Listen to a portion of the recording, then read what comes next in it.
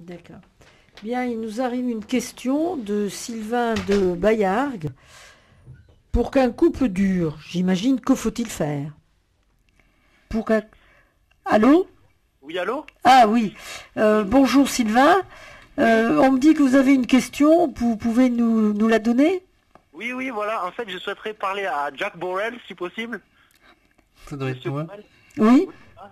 Oui, bonjour, Monsieur Borrell. J'ai une question à vous poser. Est-ce que vous auriez une méthode pour me dire comment faire pour qu'un couple dure? Parce que j'ai du mal, en fait. Et vous avez votre... Enfin, si c'est pas discret. Il a combien d'années votre couple? Ben là, ça va faire 2 ans que je suis avec une copine et donc je souhaiterais que ça dure, mais je sais pas trop comment faire pour que ça dure plus longtemps, en fait. Donc c'est pour ça que j'ai appelé, en fait. D'accord. Qui répond? Non, mais oui, mais Enfin, je répète que nos invités peuvent témoigner, hein. Ils n'ont pas de questions à donner, ils vont témoigner sur ce qui peut se faire, oui. Vincent. difficile à répondre parce que c'est une question assez vaste. Il faut que j'arrête le Euh, vélo ou pas? on a, qu'est-ce qu'on peut, Ça se vit. Alors, oui. Ça se vit, Ouais. donc on peut simplement répercuter les conseils qu'on a entendus. Alors attendez, je vais peut-être vous aider. Vous parlez d'outils, de méthodes, mais je pourrais dire quand est-ce qu'il faut prendre des bonnes habitudes pour qu'effectivement on puisse faire durer un couple. alors, là, Voilà, parce que ça peut être ça peut-être. au début, tout va bien, Oui. en général. Le premier stade dans l'amour d'un couple, c'est le stade fusionnel. Tout va bien, on s'aime, on a la facilité à communiquer, on a des gestes de tendresse automatiques. Tout est assez automatique en fait au départ. Et c'est après, ce que disait Geneviève tout à l'heure, le quotidien qui est la routine qui va arriver par-dessus et qui va faire que on va de moins en moins penser à rendre l'autre heureux, à le faire plaisir. On va petit à petit, voilà, oublier de respecter l'autre. Et on va, en fait, je me souviens de quelqu'un une fois qui disait qu'au début, on est en stage. On est stagiaire avec son conjoint. Donc on fait plein de choses pour qu'elle nous garde, qu'il ou elle nous garde. Après, on est en CDI. Et une fois qu'on est marié, automatique. voilà. Et donc on se dit, bon, on a tendance un peu trop à se reposer sur nos lauriers. Et malheureusement, ça marche pas comme ça. Et très vite, ce sentiment qu'on avait au début risque de s'étioler, de diminuer. Et donc il va falloir faire quelque chose.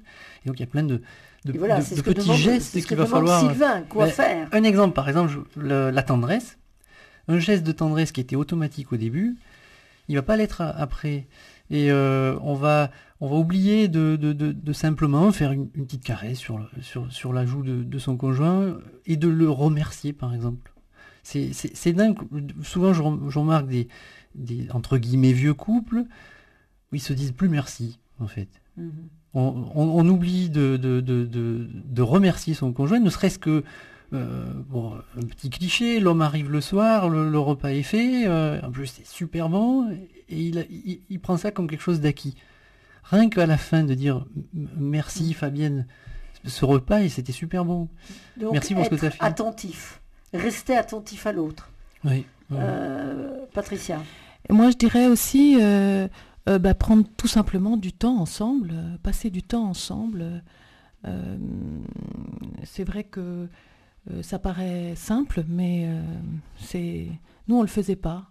On se laissait happer par des tas de choses, moi par les enfants ou par des engagements divers, François par son travail, et puis on en oubliait notre couple. Et passer du temps depuis qu'on a réenclenché, ça a été un nouveau départ pour nous de faire ce parcours, elle et lui, parce que il nous propose, il nous demande même de réserver 2 heures par semaine, quitte à le noter, prendre rendez-vous sur l'agenda, pour passer vraiment 2 heures ensemble, en tête à tête, pas à regarder un film ou pas aller voir quoi que ce soit, mais 2 heures ensemble pour se parler, pour parler de soi, sans que l'autre forcément réponde ou que ça soit un débat d'idées, mais parler de soi, se révéler, dire comment on se sent, quelles sont nos émotions,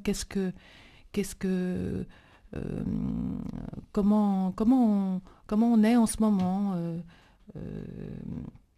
quels sont nos sentiments. Oui, prendre rendez-vous avec soi-même et à deux. Voilà, exactement. Et puis prendre le temps de s'écouter calmement, sans forcément vouloir apporter sa solution à un problème ou